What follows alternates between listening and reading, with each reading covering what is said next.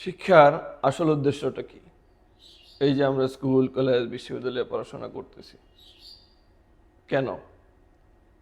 কেন এত আয়োজন? অনেকেই অনেক রকম ব্যাখ্যা দিবেন, জানি। কিন্তু আমাদের অভিভাবকরা বা আমাদের আপামর জনসাধারণ শিক্ষাকে কীভাবে দেখছে? অধিকাংশই শিক্ষাকে অর্থ উপার্জনের উপায় মনে করছে। একটা ধারণা রয়েছে যে পড়াশোনা করলেই পরে চাকরি পাওয়া যাবে, আর চাকরি পেলেই জীবন সুখে শান্তিতে চলবে। তারপর দেখা গেল পড়াশোনা শেষ করে অনেকেই চাকরি পাচ্ছে না, কিন্তু কেউ কেউ কম পড়াশোনা করেও ভালো টাকা ইনকাম করছে বিভিন্ন মাধ্যমে, বিভিন্নভাবে। ফলে এই দুইয়ের মধ্যে এক বিরোধ তৈরি হয়েছে। যারা কম পড়াশোনা করে ভালো ইনকাম করছে তারা মনে করছে আসলে শিক্ষার প্রয়োজন নেই, কারণ অনেকে উচ্চশিক্ষা লাভ করার পরেও বেকার, কিন্তু সে কম পড়াশোনা করেই ভালো ইনকাম করছে, সুতরাং শিক্ষার প্রয়োজন নেই।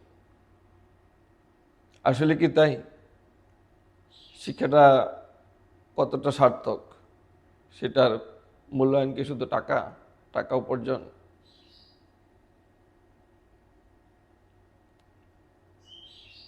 আমাদের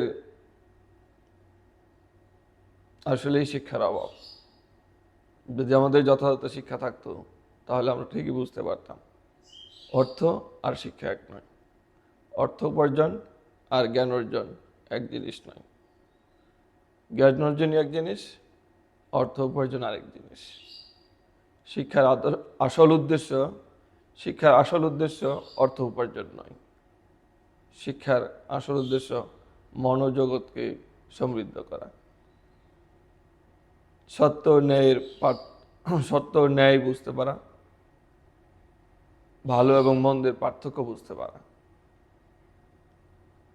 এখন কেউ পড়াশোনা করার পরেও চাকরি নাই পেতে পারে, সে জীবনে সফল নাও হতে পারে, সেটা ভিন্ন কথা। জীবনের অর্থনৈতিক সফলতা আর শিক্ষা জীবন এক জিনিস নয়। এই পার্থক্যটা আমাদের বুঝতে পারতে হবে। এখন ধরুন আপনি হয়তো খুব বেশি পড়াশোনা না করেও অর্থ উপার্জন করতে পারবেন, কিন্তু সব কিছু কি পারবেন? আপনি কি শিক্ষা ছাড়া ডাক্তার হতে পারবেন? শিক্ষা ছাড়া ইঞ্জিনিয়ার হতে পারবেন? আপনি কি শিক্ষা ছাড়া কোনো আদালতের বিচারক হতে পারবেন? পারবেন না। আপনার অনেক টাকা থাকতে পারে, কিন্তু আপনি সব কিছু পারবেন না। কাজেই শিক্ষা এবং টাকা উপার্জনকে একই পাল্লায় মাপলে চলবে না। অর্থ উপার্জন প্রয়োজন রয়েছে, অর্থ উপার্জন আমাদের করতে হবে। জীবনেতে বেঁচে থাকার জন্য অর্থের প্রয়োজন, সেটা আমি অস্বীকার করছি না। কিন্তু শিক্ষাকে অর্থ উপার্জনের